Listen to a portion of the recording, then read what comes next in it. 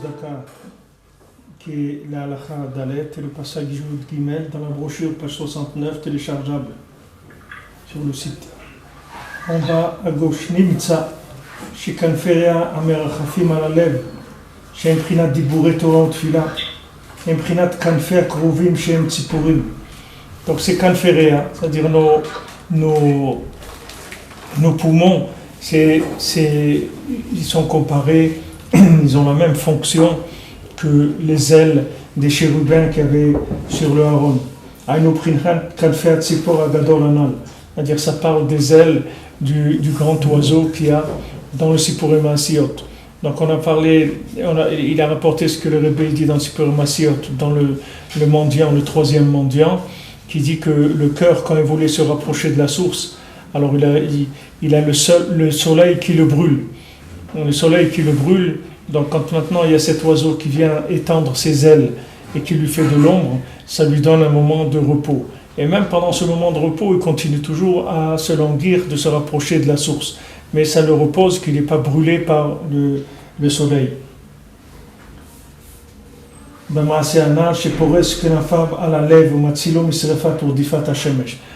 maintenant, cet oiseau-là, il étend ses ailes sur le cœur, il le sauve du fait que le soleil veut le brûler. Et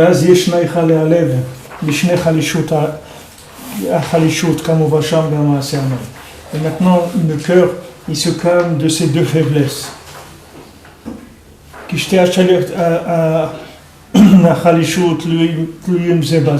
Alors, comme on a commencé déjà hier à dire ça, que maintenant ces deux faiblesses-là, c'est-à-dire la faiblesse du cœur, c'est qu'il veut aller trop vite, c'est-à-dire qu'il a, comme on dit, les yeux plus gros que le ventre. C'est-à-dire que quelqu'un il veut faire plein de choses, etc., plus que ce qu'il peut faire dans Avodat Hashem. Il veut s'engager dans l'Avodat Hashem beaucoup plus que ce qu'il est capable de faire. Ça, c'est une faiblesse. Et c'est la même que le soleil qui vient chauffer le cœur pour l'amener vers les désirs de ce monde. Qui mahmad she'hashemesh shem ta'avot olam hazeh sherodfim achar halev vesorfim oto mahmad ze gam hatza'aka va'hishtokekut she'halev tzoek mishtokek el ha'ma'ayan hu gam ken chutz me'amida. Comme maintenant il est attiré par les ta'avot de ce monde, par les désirs et les plaisirs de ce monde, alors l'autre côté aussi, quand il fait Avodat Hashem, il a tendance à aller au-delà de la mesure, parce que c'est comme si quelqu'un qui est poursuivi, alors il court parce qu'il est poursuivi. Quelqu'un qui n'est pas poursuivi, il marche normalement, mais quelqu'un qui est poursuivi, il court. Alors maintenant, quand quelqu'un il est poursuivi par ses ta'avot, tu vas voir des gens, des balais tchouva, ils font des khumrans, surtout, non, moi je ne vais plus manger chez mes parents parce qu'ils posent le vin sur la machine à laver, des fois peut-être la servante elle a touché la machine à laver, alors ça a touché la bouteille de vin, ils ont plein de trucs comme ça dans la tête, des dimionotes dans la tête, plein de choses qu'ils font comme ça, qui sont des exagérations. Mais d'où ça vient de ça? Ça vient du fait qu'ils sont persécutés par le Yetzer, parce qu'ils courent derrière eux. Comme ils courent derrière eux, ça leur donne une pression, ils sont sous pression. Et cette pression, elle fait qu'il va au-delà de la mesure dans tout, parce qu'il a besoin tout le temps d'être sécurisé, de faire attention à tout, parce qu'il a peur, on est en train de le poursuivre, alors il a peur, alors il exagère dans tout. Il explique que c'est lié les deux. C'est-à-dire le fait d'exagérer dans la recherche de la lumière, ça vient du fait que la personne elle est poursuivie par les ta'avot de Olam Hazeh. Aval keshatzipor ba upores knafav umatzilo ma'ashemesh. Quand maintenant l'oiseau il vient, il étend ses ailes et il le sauve du soleil. Dainu mita'avot azman, c'est-à-dire qu'il le sauve des ta'avot du temps, c'est-à-dire qu'il le sauve des ta'avot qui sont zmaniot, c'est-à-dire c'est des ta'avot juste le temps d'être dans ce monde. Azanit batel gam chalishut hashniya. Alors la deuxième aussi, elle se calme. Qui a zenot tzoek comme shtokeka, halev ki bemida ou beadarga. À ce moment-là, le cœur, il n'avance que de façon mesurée et de façon progressive. Comme Rabbeinu dit qu'en Eretz Israël, alors on avance beadarga, c'est-à-dire qu'en Eretz Israël, quand tu avances dans Avodat Hashem, tu avances de façon progressive, c'est-à-dire que doucement. Tandis qu'en Chutz La'aretz, ça va très vite, parce que c'est plus, les gens ils sont plus poursuivis. Dans la galoute, la personne se sent beaucoup plus en danger et poursuivie, donc elle a tendance à aller vite dans tout. Tandis qu'en Eretz Israël, les gens ils sont plus détendus dans la Avodat Hashem. Des fois, les gens ils sont trop détendus, mais en tout cas, il y a une détente qui se fait. Tout le monde peut le voir, ça. Les Kolze Mouvan Sham B'Amase Anal. Tout ça, c'est écrit dans le conte du troisième mendiant, chez Matri Ledaber Mishtech Halishut Anal, qu'il explique ces deux faiblesses. Et après, il explique que le cœur, il a du repos. Et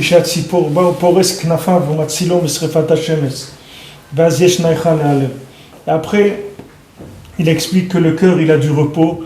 Quand cet oiseau, il vient, il étend ses ailes et il le sauve de la chaleur du soleil. À ce moment-là, le cœur, il se repose.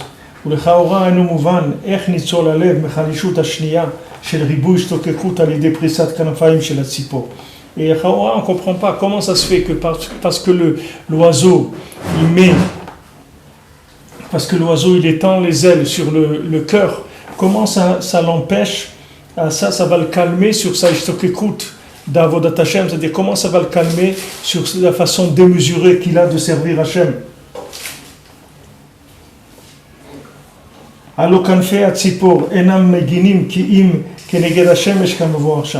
Parce que maintenant les ailes de l'oiseau, ça ne calme que le soleil, c'est-à-dire ça vient juste cacher du soleil.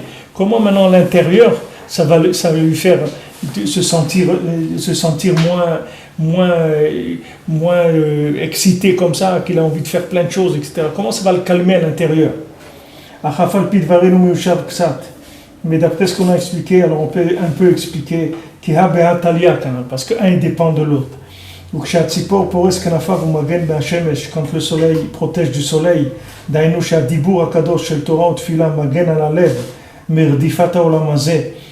quand maintenant la parole de Torah et de Tfila elle protège le cœur de ce monde-là, que les gens ils ont plus envie de courir derrière ce monde parce que les paroles de Torah et de Tfila ils ont calmé. À ce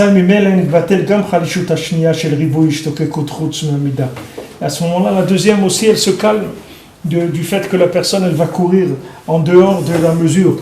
À ce moment-là, le cœur, il a peu besoin de crier et de se languir en dehors de la mesure. C'est-à-dire son languissement, son désir de se rapprocher d'Hachem, il se fait progressivement et mesurément. Et ce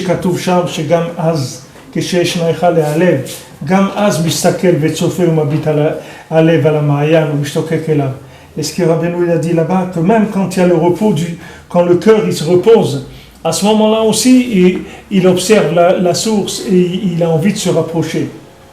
Même quand le cœur il est en repos, là aussi il désire se rapprocher de la source. À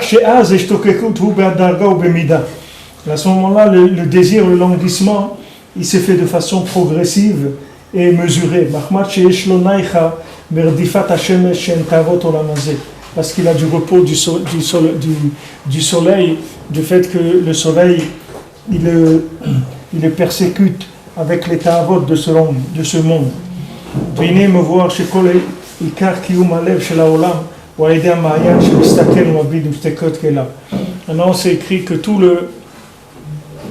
le quart du maintien du cœur du monde, c'est par le fait qu'il existe cette source et qu'il l'observe et qu'il veut se rapprocher d'elle tout le temps. Mais ça, c'est le maintien du monde. Kien Kiyum Blolev, parce qu'on ne peut pas vivre sans cœur. Comme c'est écrit là-bas.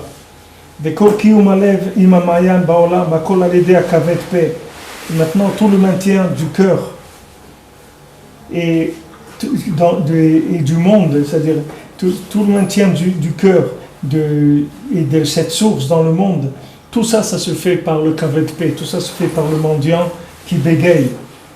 Pour qu'est-ce qu'il fait lui, les mekabetz kol hasadim chez les maîtres. Il va chercher toutes les chassadim de Emet, c'est-à-dire toutes les bontés, toutes les chassadim qui ont été faits de façon vraie. Chez même Nithavazman, que ça va créer du temps. Chez Edeze Noten Aish Emet Yom et la lèvre. Que ça fait que l'homme qui va chercher ces chassadim-là, il fait cadeau un jour au cœur, il donne un jour au cœur, va lève la mayan. Et le cœur, il donne un jour à la source. Et ça fait que la source et le cœur, les deux, ils peuvent rester dans le monde.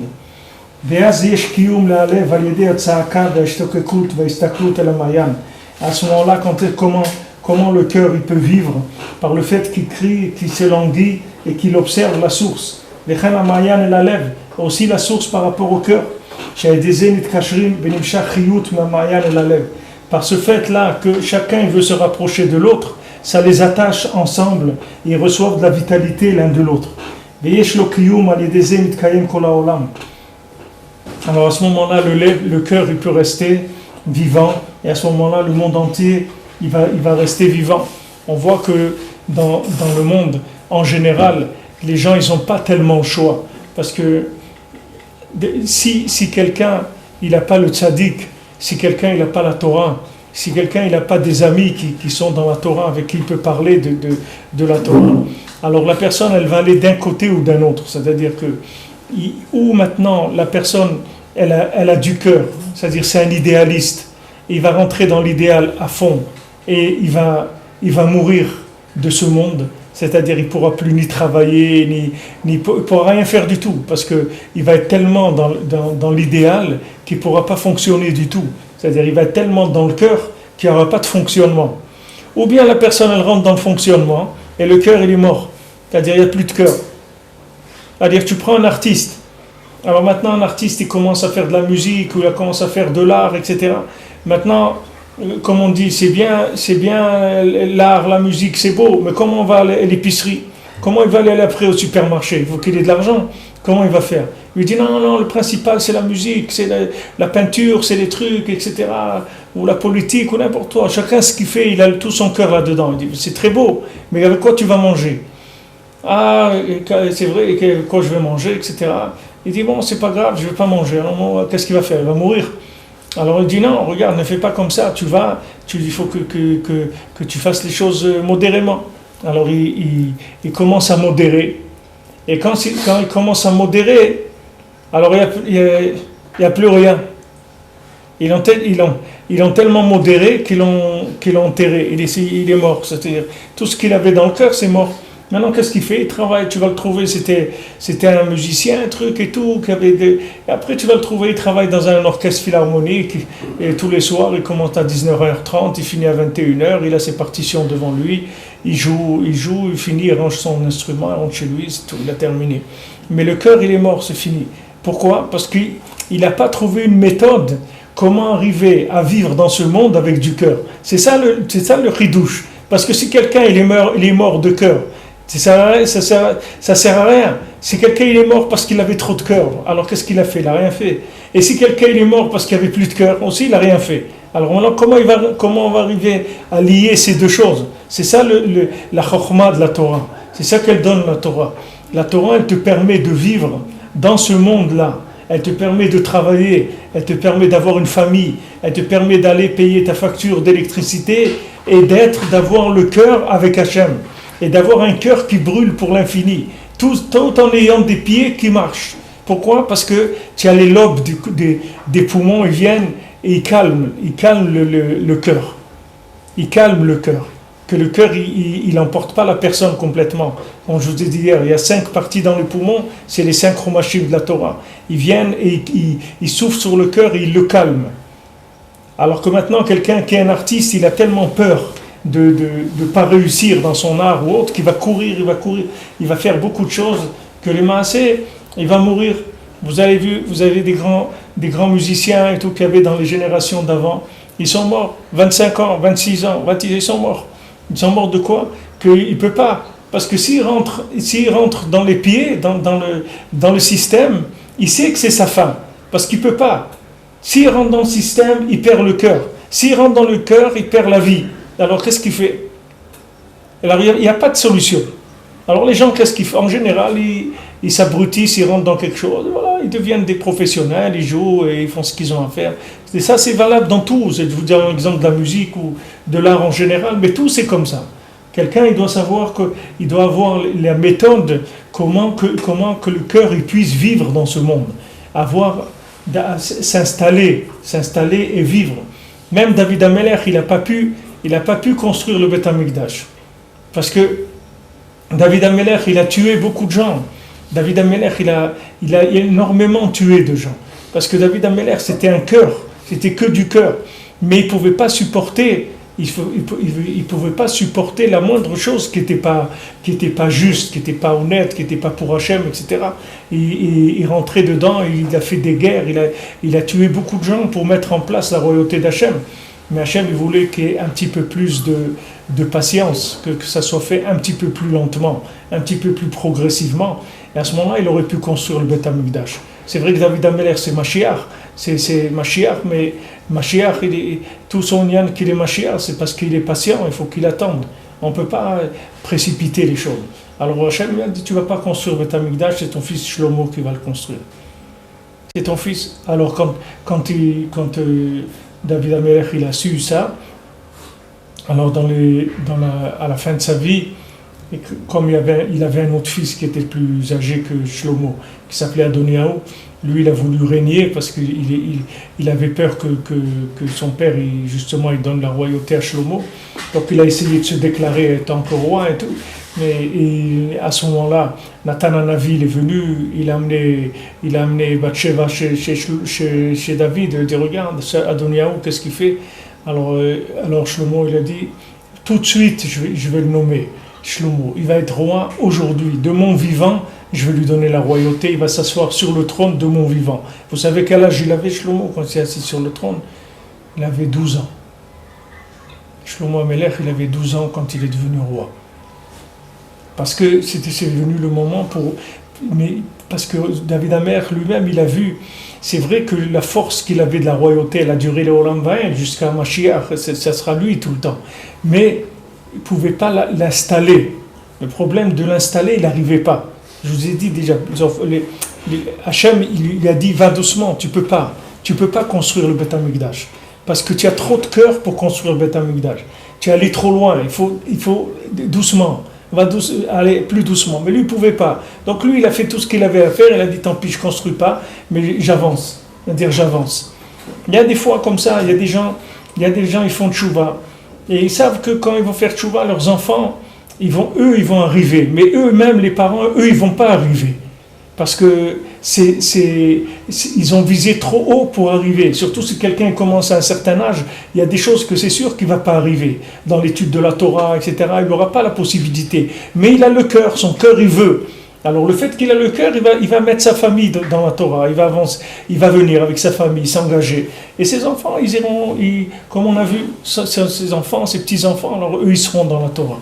Mais lui, il faut qu'il accepte qu'il sera obligé de se contenter d'un petit peu. Il ne pourra pas faire beaucoup de choses. Alors ça, c'est le problème entre tout le temps le cœur et la source. La source, c'est la source de la Chokhmah. Le Ma'ayan de la Chokhmah, il descend dans le monde. La sagesse d'Hachem, elle descend dans le monde. Maintenant, Hachem, il attend quelque chose du monde. Donc, il y a une pression qui vient d'en haut. Et il y a aussi l'enthousiasme qui vient d'en bas. C'est-à-dire, ces deux-là, on est obligé de les calmer tout le temps. Parce que si on ne les calme pas, alors le monde, il explose. Mais d'un autre côté, s'ils ne sont pas ensemble, le monde, il n'a pas de raison d'être. Si quelqu'un ne sert pas Hachem, il n'a rien à faire ici, dans ce monde. C'est dommage pour lui. C'est dommage pour lui. C'est dommage qu'il va souffrir. C'est dommage, il va travailler, il va avoir des dettes, il va avoir des histoires, il va avoir des gars des eaux à la maison, il va amener un plombier, il va avoir des trucs, il va attraper une bronchite, il va aller se faire soigner. Tout ça pour rien. Ça ne sert à rien. Si quelqu'un il ne sert pas à Hachem, ça ne sert à rien d'être ici. C'est dommage pour lui, ça ne sert à rien. Comme la Gemara a dit, c'est mieux qu'il n'ait pas été créé, parce que ça ne sert à rien. Il ne sert à rien dans le monde. Mamash, il ne sert à rien. C'est-à-dire alors, maintenant, Hachem ne peut pas entretenir un monde qui ne sert à rien. Donc, il y a une pression qui vient pour pousser les gens à se rapprocher d'Hachem. Il y a une pression qui vient d'en haut. Et d'un autre côté, ceux qui ont compris à quoi il sert le monde, ils ont un enthousiasme débordant pour la réparation du monde. Il y a des gens qui veulent le Mashiach, ils disent « Non, mais ça y est, cette semaine, il vient, la semaine prochaine, le mois prochain, le truc est... Doucement, calme-toi. Où tu vas? Attends. Il y a beaucoup de gens encore qui doivent faire tchouva, il y a beaucoup de choses à faire encore. Il dit, ouais, mais si on ne fait pas tout de suite, après, qu'est-ce qui va se passer? Calme-toi, fais ton travail et attends, c'est tout. Calme-toi. C'est-à-dire, tu n'es pas obligé de vouloir tout de suite, calme-toi, attends. Antenne. Voilà, antenne, attends. Hachem, il va tout faire. Pour ça, Rabbi Nachman, il a donné en même temps, il a amené une Torah extraordinaire, que quand tu rentres dans cette Torah-là, le cœur, il s'embrase de façon démesurée. Et d'un autre côté, il a freiné complètement en te disant, attends, c'est tout, calme-toi. Dis, mais maintenant que j'ai vu cette vérité et tout, comment je vais me calmer? Calme-toi, c'est tout, va doucement. Va doucement, parce que si tu ne vas pas doucement, on n'a rien fait du tout. Pourquoi aller doucement? Parce qu'on veut rentrer ça dans le temps. On ne veut pas maintenant que ça soit quelque chose qui soit en dehors du vécu. On veut que ça rentre dans le vécu de chacun, dans les journées de chacun, dans les heures de chacun, dans la vie de chacun, dans sa famille, dans tout. Pas que quelqu'un y monte et il laisse tout le monde en bas. Ça ne nous intéresse pas, ça. Donc il faut aller doucement. D'un côté, on va lui donner de la lumière et d'un côté, on va lui donner le frein aussi pour qu'il aille doucement. On va lui dire d'aller doucement. Avance, mais doucement. Alors il dit ici que, celle qui dit ici, que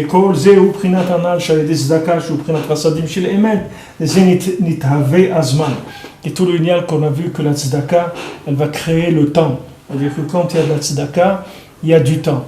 Quand il y a du chesed, ça maintient le monde. C'est-à-dire tant qu'il y a du chesed, Hachem il sait que le monde il aura une réparation. C'est-à-dire que les gens vont avancer. Le fait qu'il y a chesed, ça veut dire qu'il y a des gens qui sont capables de ne pas chercher que à profiter et que à prendre. Ils sont capables de donner. Alors quand quelqu'un est capable de donner, il est dans le maintien du monde parce qu'il est capable de donner. Mais si quelqu'un il fait que prendre dans ce monde, c'est dommage pour lui ce qu'il fait ici, parce qu'il n'y a rien à prendre dans ce monde. Il n'y a rien à prendre. Ben, il n'y a rien à prendre. On dirait quelqu'un, voilà, quand il naît un bébé, il naît avec les mains fermées, et on dit qu'un mort, quelqu'un il meurt, il a les mains ouvertes. Parce que quand il a les mains fermées, il vient avec les mains fermées, il croit qu'il va prendre tout ce qu'il y a dans ce monde, et il part avec les mains ouvertes pour te dire, voilà, j'ai rien pris du tout. J'ai rien pris. Il y a quelqu'un qui avait fait ça une fois, il avait dit à ses enfants, il a dit qu'il voulait qu'il enterre avec des chaussettes. Qu'il mette des chaussettes avec lui. Hein? Alors il a dit, voilà, je veux vous m'enterrer avec mes chaussettes. Alors quand ils ont voulu l'enterrer, ils ont dit à Chavra Kadisha, voilà, notre père il nous a dit dans le testament qu'il faut l'enterrer avec les chaussettes. Et Chavra Kadisha a dit non, on peut pas, c'est assourd, on peut pas enterrer avec des chaussettes et donc il l'enterrait normalement comme tout le monde. Il leur avait laissé une lettre, il leur a dit quand je serai enterré, vous ouvrirez cette lettre. Alors ils ont ouvert cette lettre, il leur parlait du tahlit, il a dit regardez, même une paire de chaussettes on ne peut pas prendre. Pourquoi il a dit ça? Parce qu'il voulait leur montrer que même une paire de chaussettes, quelqu'un ne pourra pas l'emmener. Donc même s'il a travaillé toute sa vie pour faire rien que gagner une paire de chaussettes, c'est dommage qu'il pour ça, parce qu'il ne va pas l'emmener avec lui. Mais les gens ils sont fous. Même qu'on sache que même Reichmann, le Hachir, il est parti sans chaussettes. On peut pas de ce monde-là, on ne peut rien amener. Il faut que les gens ils sachent ça. C'est-à-dire qu'il n'y a rien à prendre dans ce monde. Il n'y a rien. Personne ne va rien prendre d'ici. On est là pour apprendre, pas pour prendre. On est là pour apprendre quoi? Qu'il y a un Dieu. C'est pour ça qu'on est là. C'est tout. Maintenant, tu vois tous ces gens, ils font des trucs dans Inyani, mais la politique et celui-là contre l'autre, et tout ça, ça va disparaître.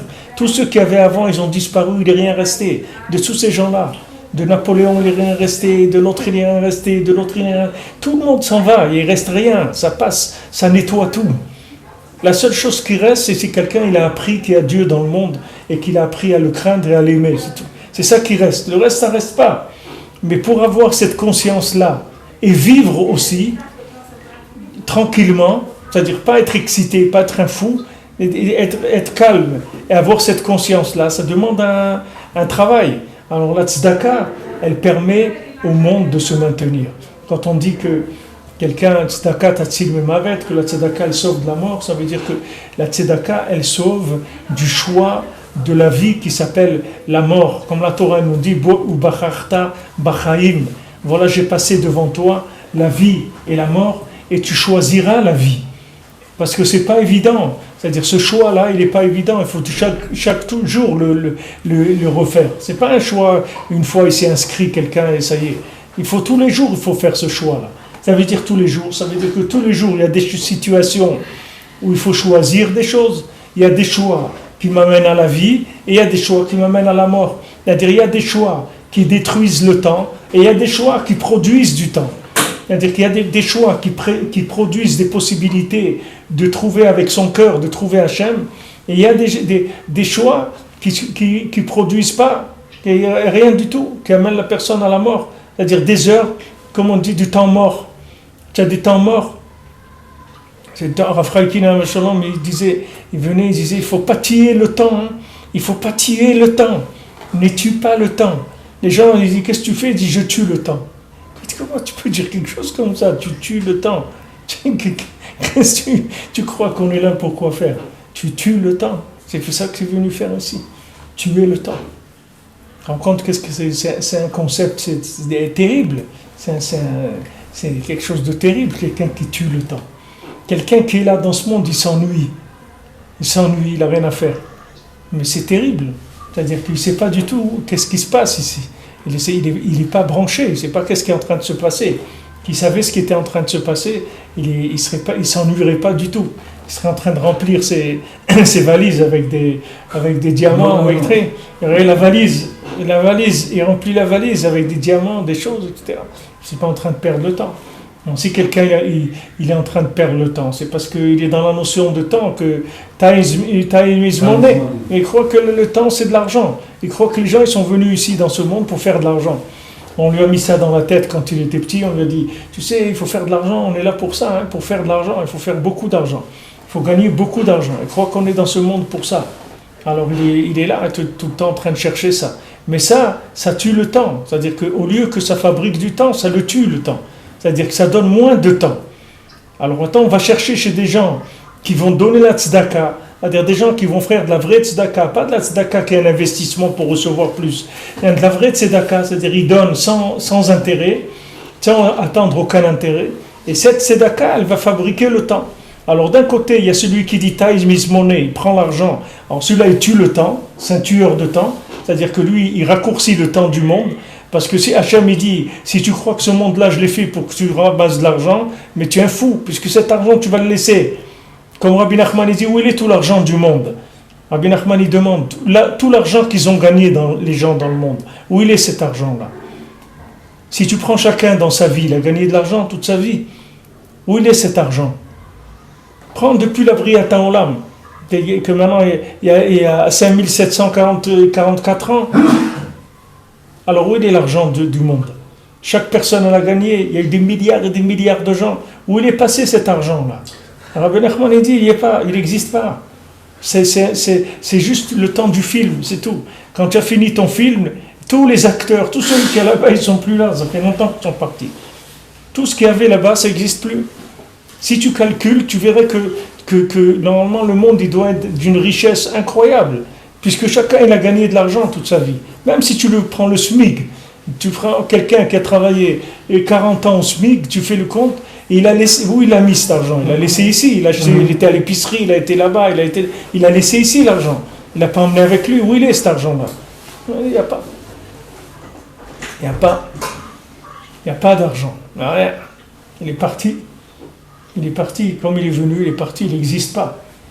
Alors, dans quoi les gens ils investissent leur temps?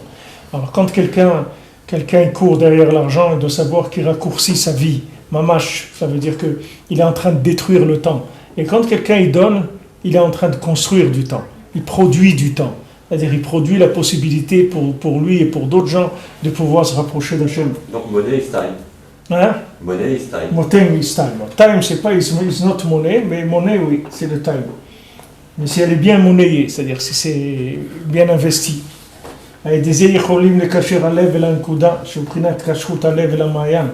Alors maintenant, quand il y a la tzedaka, alors on peut profiter à ce moment-là d'attacher le cœur à la nekuda, c'est-à-dire que le cœur il va s'attacher à la source grâce à la tzedaka.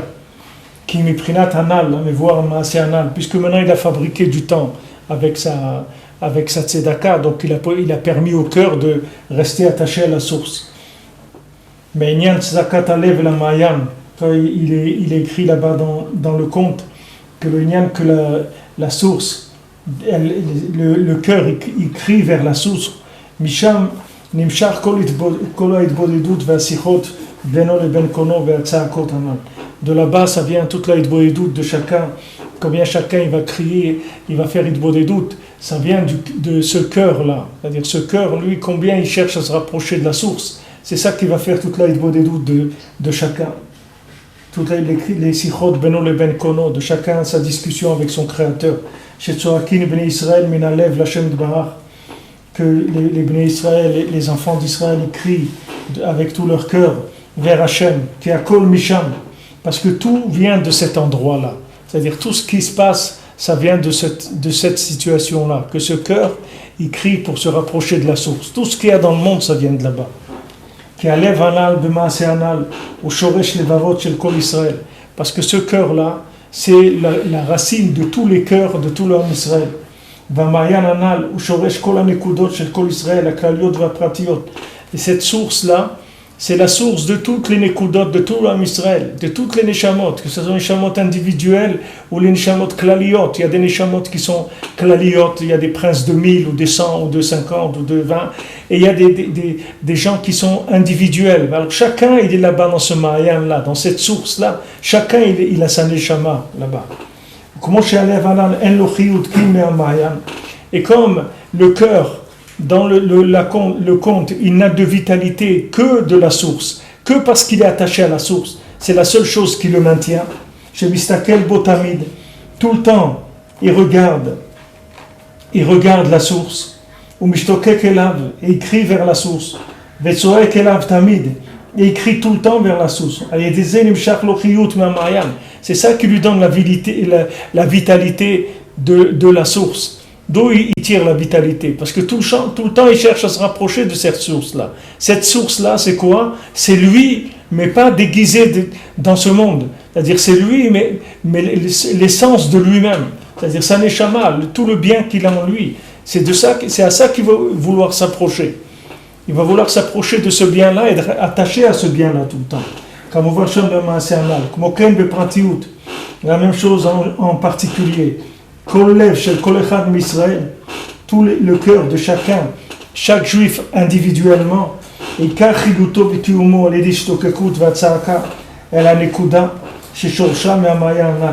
tout ce qui va pouvoir maintenant attirer sa vitalité, c'est parce qu'il va chercher à se rapprocher de cette source. Il va vouloir se rapprocher de sa neshama, il va vouloir se rapprocher de la neshama des tzadikim. C'est ça qui va lui donner la vitalité. La vitalité, elle va venir que de là-bas. D'où va venir la vitalité dans ce monde? C'est le cœur, il va trouver de la vitalité que de là-bas. C'est ça tout le Hitbodedut et les cris qu'il y a quand chacun vient, il parle à Hachem. וזה גודל מעלת הצדקה, שעל ידי צדקה שהוא בחינת חסדים של אמת. על זה נתהווה הזמן עם כל השירים והחידות. Ça c'est la grandeur aussi la tzedaka. Donc ici on va voir que la tfila et la tzedaka ils sont liés. C'est-à-dire que le fait que maintenant, pourquoi on donne la tzedaka avant de faire la tfila le matin, on donne une pièce à la tzedaka ou un billet, chacun selon ses moyens. Alors quelqu'un il donne la tzedaka avant de prier, parce que la tzedaka et la tfila elles sont liées. C'est-à-dire la tzedaka elle permet de créer le temps pour prier. C'est-à-dire que la tzedaka c'est elle qui va ouvrir. Qu'est-ce que ça veut dire que la tzedaka elle ouvre? Il a dit que quand quelqu'un veut faire quelque chose, la tzedaka elle ouvre toutes les portes. Pourquoi la tzedaka elle ouvre toutes les portes? Parce que quand quelqu'un donne la tzedaka, tout de suite il passe dans un niveau qui est un niveau de l'origine de la création, pas la consommation. Il va à l'envers de la consommation. C'est-à-dire il va à l'envers du monde. Le monde il est là, chacun il veut prendre. Lui maintenant il donne. Donc quand il donne, il va à l'envers. Donc toutes les difficultés qu'il avait pour obtenir ce qu'il voulait obtenir, ça vient du fait que le monde il est à l'envers. Mais quand il donne, il remet les choses à l'endroit. Et à ce moment-là, il peut se connecter avec la source. Il ouvre la porte pour pouvoir prier les maasés. Une fois, il y avait dans une ville en Ukraine, il y avait un Breslever qui était là-bas. Et ils ont trouvé dans la boîte de tzedaka, c'était une boîte de tzedaka qui était fixée comme ça, on ne pouvait pas mettre la main dedans pour prendre. Alors les Gabaïm, après la prière le matin, ils ont trouvé là-bas qu'il y avait une somme de grosse somme d'argent. Et qu'est-ce qu'il y avait dans la synagogue? Il n'y avait que des gens très simples.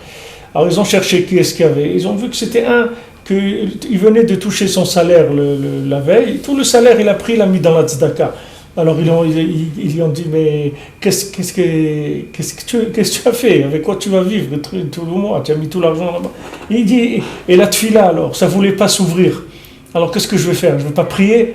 Je vois que ça ne s'ouvrait pas. J'ai mis tout ce que j'avais. Qu'est-ce que je ne vais pas rester sans prier? Donc j'ai mis pour que ça s'ouvre, c'est tout.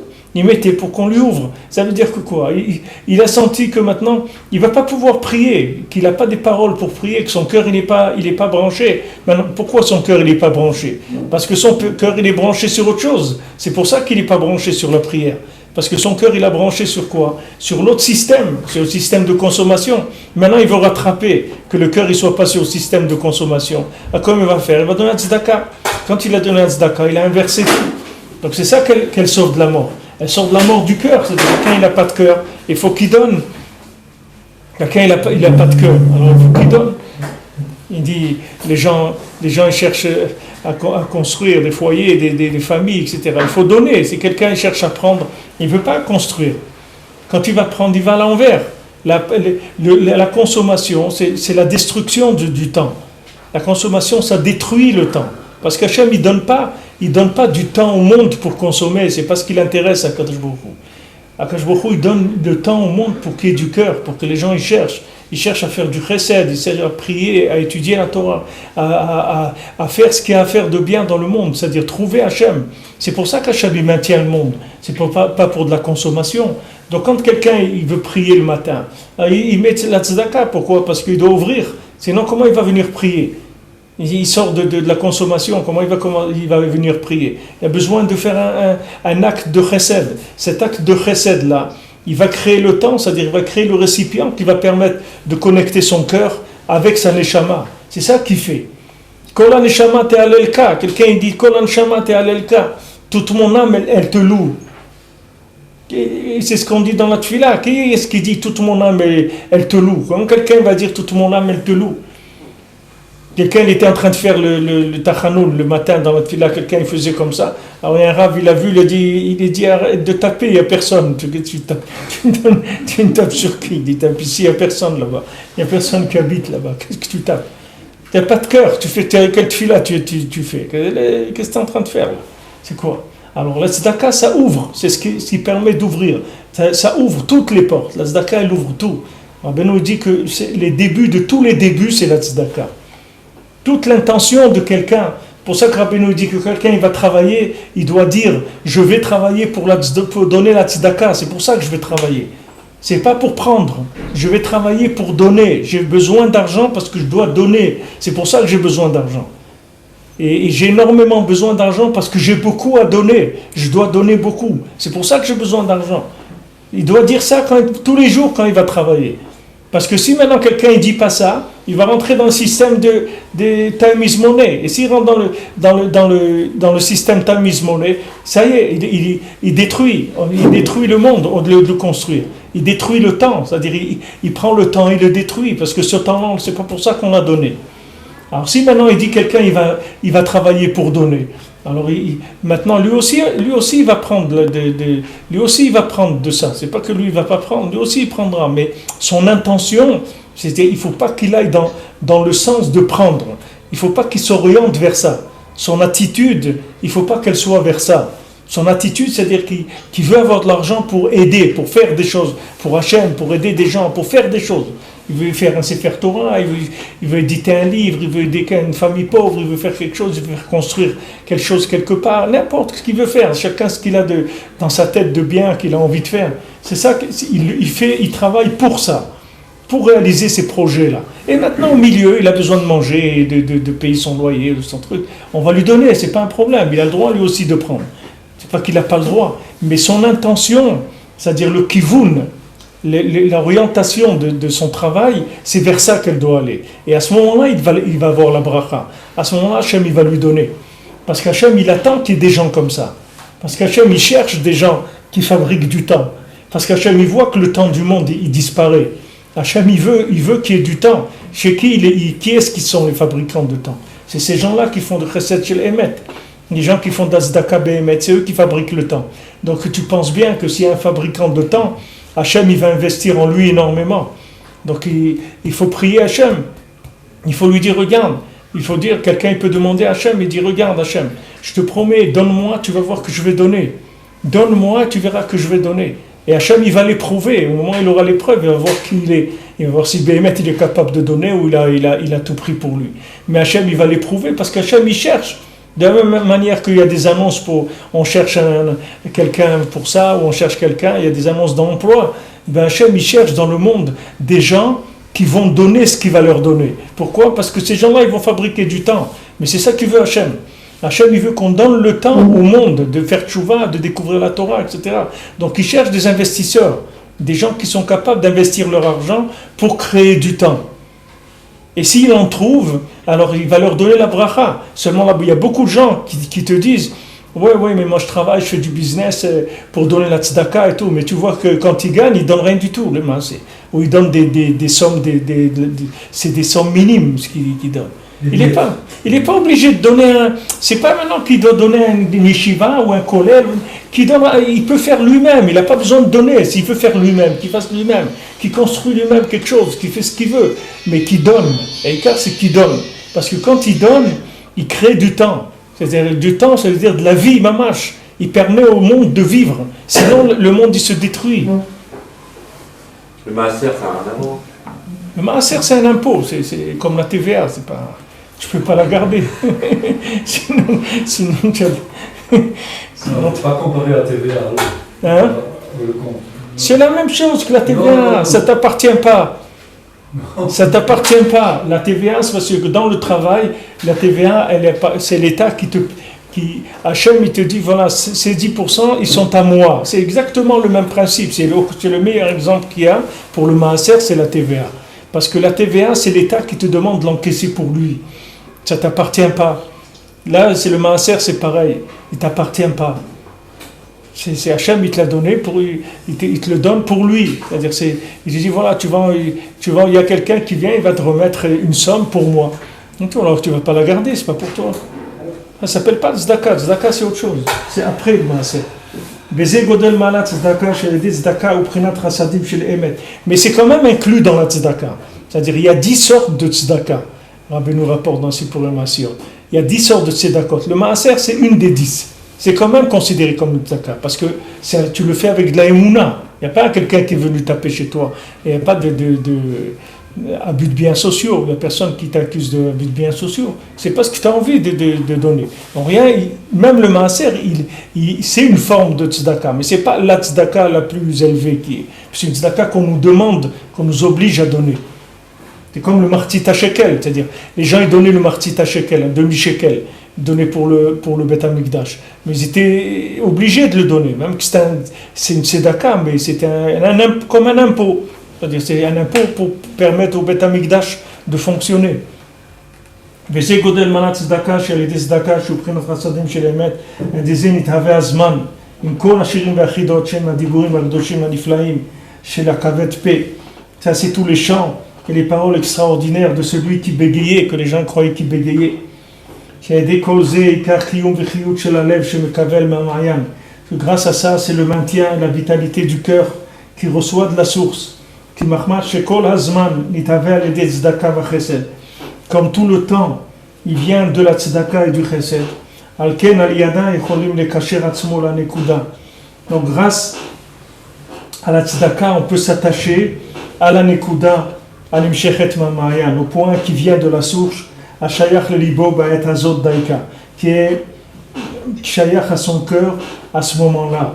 C'est-à-dire que c'est grâce à le principe de donner, c'est ça qui va permettre de créer le temps, que ce temps-là, il donnera le contact avec le Mahayan, c'est-à-dire il permettra à chacun de s'attacher à sa neshama. C'est-à-dire que quand quelqu'un il a fait un chesed, et il s'est donné la possibilité à lui-même de s'attacher avec sa neshama.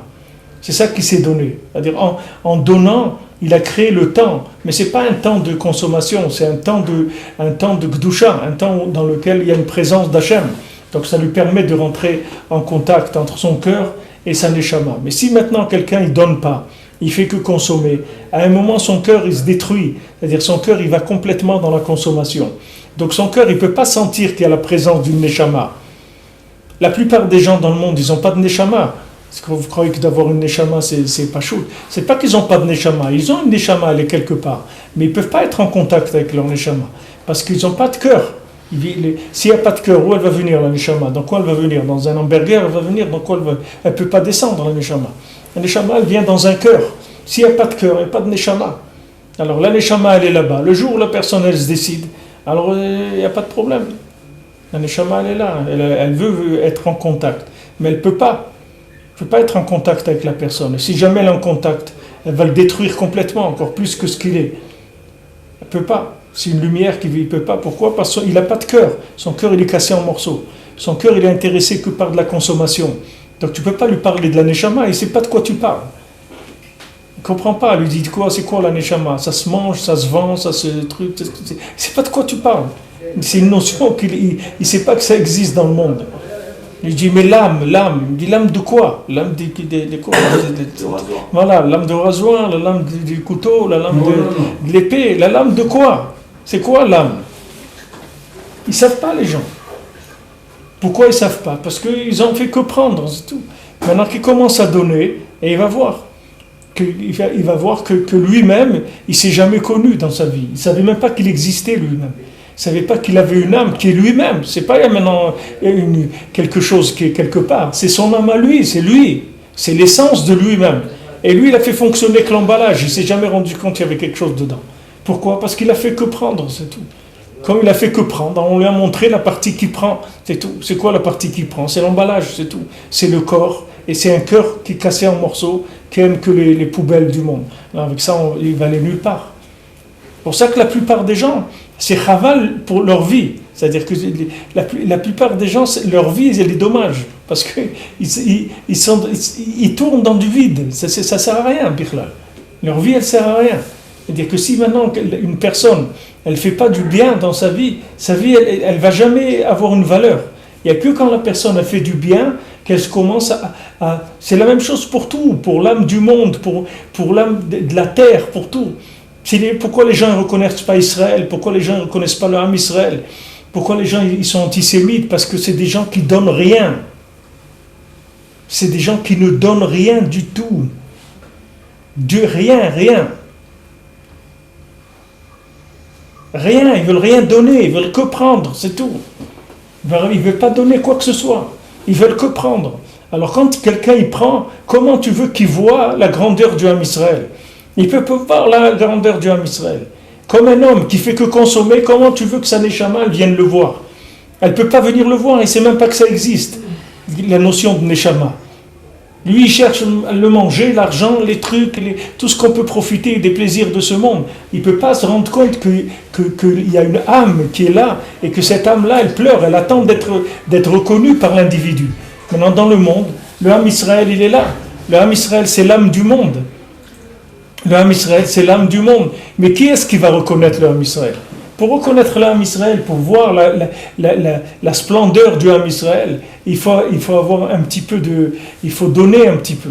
Mais des gens qui ne cherchent que la consommation, l'argent, les trucs, jamais ils peuvent voir la splendeur du Ham Israël.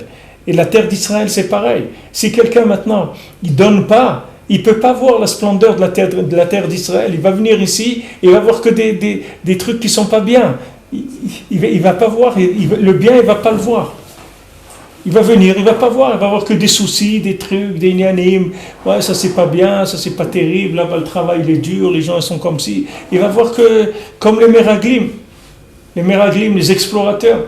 On dit que les explorateurs, qui sont les gens qui font les explorateurs? Les explorateurs c'est quoi? C'est pour faire de l'exploitation, c'est pour ça qu'on fait des explorations. On va en exploration pour exploiter le monde. Les explorateurs, ils sont rentrés en Eretz Israël. Mais comme eux, ils voulaient être des patrons, et ils ont vu qu'en Eretz Israël, ils ne seraient plus des patrons du tout. Alors ils ont dit non, c'est pas beau, etc. C'est horrible et tout. Mais c'est pas qu'ils ont fait quelque chose. C'est pas qu'ils ont menti. C'est pas qu'ils ont menti. C'est que la façon dont ils ont vu les choses, elle était fausse. Parce que leur approche, elle était contaminée. C'est-à-dire leur cerveau, il était contaminé. Ils ne pouvaient pas voir bien. Ils ne pouvaient pas voir le Hémet. Parce qu'eux, ils n'étaient pas dans la recherche du Hémet.